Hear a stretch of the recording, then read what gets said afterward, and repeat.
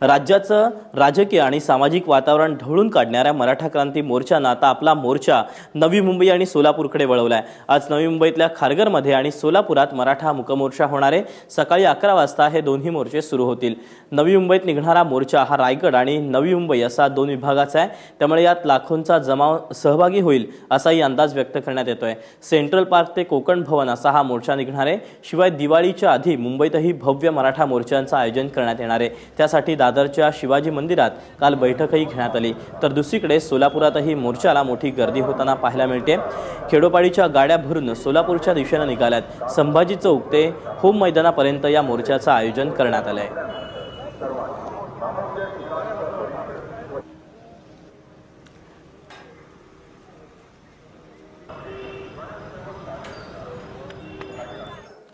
आणि या दोन्ही मोर्चांच्या संदर्भात अधिक माहिती देण्यासाठी नवी मुंबईहून आमचे प्रतिनिधी विनायक पाटील आहेत, तर सोलापूरवरून शिवकुमार पाटील। सुरुवातीला जाऊयात नवी मुंबईमध्ये। विनायक, नवी मुंबईतला मोर्चा या आधीच्या मोर्चांच्या गर्दीचे विक्रम तोडणार का? हा नवी मुंबईकर आणि रायगडकरांचा हा एकत्रित मोर्चा आहे। असं पाहिलं तर काल 2-3 दिवस झाला पाऊस पडतोय, त्यामुळे कुठेतरी या मोर्चावरती पावसाचा सावट आहे।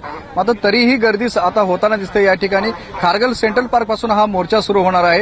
याच्यामध्ये आपण पाहिलं तर रायगडमध्ये तसं रायगड आणि नवी मुंबईमध्ये तसं पाहायला गेलं तर या ठिकाणी स्थानिक आगरी कोळी लोक जास्त आहेत, त्यामुळे तसा मराठा वर्ग मोठ्या संख्येने या दोन्ही भागामध्ये नाहीये। मात्र जो महाराष्ट्रातला मराठवाडा असेल, पश्चिम महाराष्ट्र असेल, विदर्भ असेल, कोकण असेल, या ठिकाणावरून जो चाकरमानी नवी मुंबईमध्ये राहायला आलेला आहे तो मोठ्या प्रमाणात आहे। तो चाकरमानी आता कुठेतरी या ठिकाणी सामील होताना दिसतोय, त्यामुळे आता या ठिकाणी नवी मुंबईमध्ये सुद्धा मोठ्या संख्येने गर्दी होताना दिसते।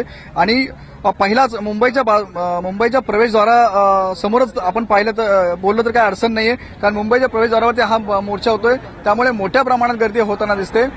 आणि आता आपण पाहता की लोक इथे जमा व्हायला लागलेले आहेत, त्यामुळे कुठेतरी पावसाचं जरी सावट असलं तरी लोकांची गर्दी मात्र होताना दिसते। निश्चितच, पण यासोबतच विनायक, मोर्चाचं आयोजन पाहता गर्दी जास्त झाली तर याचा वाहतुकीवर सुद्धा परिणाम होऊ शकतो। हा जो मोर्चा आहे हा खारघर सेंट्रल पार्क या ठिकाणी ठेवण्यात आलेला आहे। या ठिकाणी मोठ्या प्रमाणामध्ये विस्तीर्ण ग्राउंड आहे, जवळ 200 एकर 300 एकर या ठिकाणी पटांगण आहे, मैदान आहे, त्यामुळे संपूर्णपणे पार्किंगच्या गाड्या ह्या खारघरच्या या भागामध्ये येणार आहे। त्यामुळे सायन पनवेल हायवे असेल किंवा मुंबई पुणे हायवे असेल त्याच्यावरती कुठल्याही प्रकारचा परिणाम होणार नसल्याचं आयोजकांकडून सांगितलं जाते। कारण संपूर्ण वाहनं ही या ठिकाणी सेंट्रल पार्कला खारघरला येतील आणि हा मोर्चा सेंट्रल पार्क, उत्सव चौक आणि जो आतून सर्व्हिस रोड आहे सायन पनवेल हायवेचा, त्या सर्व्हिस रोडवरून भारतीय विद्यापीठ पासून पुढे सीबीडी डेपो आणि सीबीडी पोलीस स्टेशन या समोर जाऊन हा मोर्चा थांबणार आहे। त्यामुळे सायन पनवेल हायवे, मुंबई पुणे हायवेवरती तसा डायरेक्ट कुठल्याही प्रकारचा परिणाम होणार नाहीये। निश्चितच विनायक, तू राहाच आपल्यासोबत। आपण सोलापूरला जाऊयात। शिवकुमार पाटील आपले प्रतिनिधी आपल्यासोबत आहेत। शिवकुमार, सोलापुरात मोर्चाची तयारी पूर्ण होताना दिसते, मात्र मोर्चा सुरू होण्याआधी मोर्चातल्या काही तरुणींनी डॉक्टर बाबासाहेब आंबेडकरांच्या पुतळ्याला पुष्पहार अर्पण केला। एकंदरीतच या सामाजिक सलोख्याचा संदेश यातून दिला जातोय। दीपक, अगदी बरोबर आहे, कारण महाराष्ट्रामध्ये हे मराठा क्रांती मोर्चा निघाल्यानंतर सगळ्यात महत्वाचा जो संभ्रम निर्माण झालेला होता की हा मोर्चा आहे तो दलितांच्या विरोधातला आहे, अॅट्रॉसिटी रद्द करण्याचा आहे। परंतु या मोर्चाद्वारे हे समजावण्याचा प्रयत्न संपूर्ण महाराष्ट्रातला मराठी क्रांती मोर्चाच्या माध्यमातून होतोय की हा मोर्चा कुठल्याही समाजाच्या विरोधातला नाही किंवा अॅट्रॉसिटी रद्द करण्याच्या विरोधातला नाही, तर अॅट्रॉसिटीमध्ये आवश्यक असलेल्या सुधारणा करण्यासंदर्भातला हा मोर्चा आहे।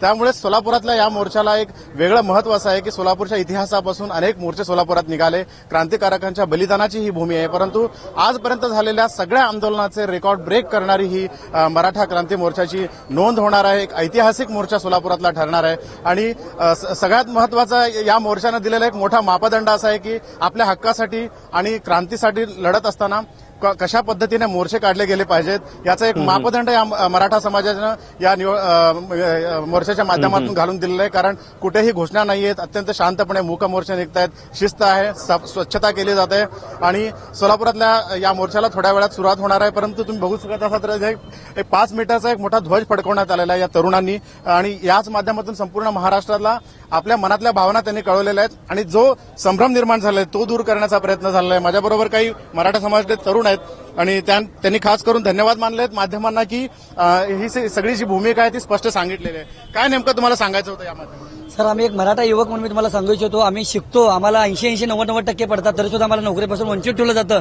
त्यामुळे आमची प्रथम मागणी आहे की आम्हाला मराठा समाजाला आरक्षण मिळालं पाहिजे. दुसरी गोष्ट, आज आम्ही जो झेंडा फडकवलेला आहे, आम्हाला सांगायचं आहे की बाबा केंद्र शासनाने आणि महाराष्ट्र शासनाने आम्हाला काळ्या कपड्यामध्ये गुंडाळून ठेवलंय. ही वेळ आली आहे आम्हाला स्वतंत्र होण्याची, म्हणून आज आम्ही इथं ध्वज फडकलेला आहे आणि आमची मागणी सांगितलेली आहे की बाबा आम्हाला प्रथमतः मराठा आरक्षण आम्हाला मिळालं पाहिजे आणि अॅट्रॉसिटीचा जो दुरुपयोग होतो थांबला पाहिजे, ते दुरुस्ती झाली पाहिजे. हा मराठा समाज इतर समाजाचा हक्क आहे, राहून स्वतःचा हक्क कधीही मिळवणार नाहीये. त्यामुळे आमच्या मागण्या रास्त मागण्या आहेत, त्या आम्हाला लवकरात लवकर मिळाव्या ही आमची विनंती आहे शासनाला. दीपक, या आंदोलनामध्ये तरुणींचा मोठा सहभाग आहे, खास करून महिला वर्ग सहभागी होते. काय तरुणींच्या मनातल्या भावना आहेत ते जाणून घ्या. खूप मोठ्या संख्येने सगळ्या संपूर्ण महाराष्ट्रामध्ये तरुणी तुम्ही सहभागी होत आहेत. काय नेमकं तुम्हाला सांगायचं आहे? आमची पहिली मागणी आहे की मराठ्यांना आरक्षण मिळालंच पाहिजे, कारण जिथे 90% मार्क्स मिळून सुद्धा आम्हाला नोकऱ्या मिळत नाही, तिथं आरक्षणामुळे 40% मार्क्स मिळणार सुद्धा साहेब बनतो.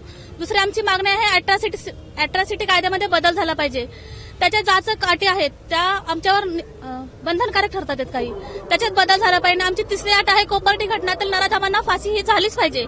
महिलांचा काय दोष होता त्या श्रद्धाचा, तिला हा सहन करावा लागला अत्याचार. अशा नराधमांना फाशी झालीच पाहिजे, यासाठी आम्ही या मोर्चात आलेलो आहोत. दीपक, मराठा समाजाच्या भावना तीव्र आहेत, परंतु तो व्यक्त करण्याची जी पद्धत ही अत्यंत शिस्तबद्धपणे चालू आहे. थोड्या वेळामध्ये हे सगळे तालुक्यातून राज्यभरातून मराठा समाजातले लोक आहेत या मोर्चामध्ये सहभागी होतील आणि एक भव्य दिव्य असा पण तेवढा शिस्तबद्ध एक मोर्चा संपूर्ण महाराष्ट्राला पाहायला मिळणार आहे. निश्चितच शिवकुमार, तुमच्याकडनं या सगळ्या संदर्भातले अपडेट जाणून घेत राहू. तुर्तास धन्यवाद दिलेल्या माहितीबद्दल. यासोबतच नवी मुंबईमध्ये देखील आज मोर्चा काढण्यात येणार आहे, याबद्दलचे अपडेट देखील आपण विनायक पाटील यांच्याकडून जाणून घेणार आहोत. तुर्तास तुमच्या दोघांचेही धन्यवाद दिलेल्या माहितीबद्दल. आणि नवी मुंबई आणि सोलापूर नंतर कुठे कुठे मूकमोर्चे निघणार आहेत त्यावर एक नजर टाकूया.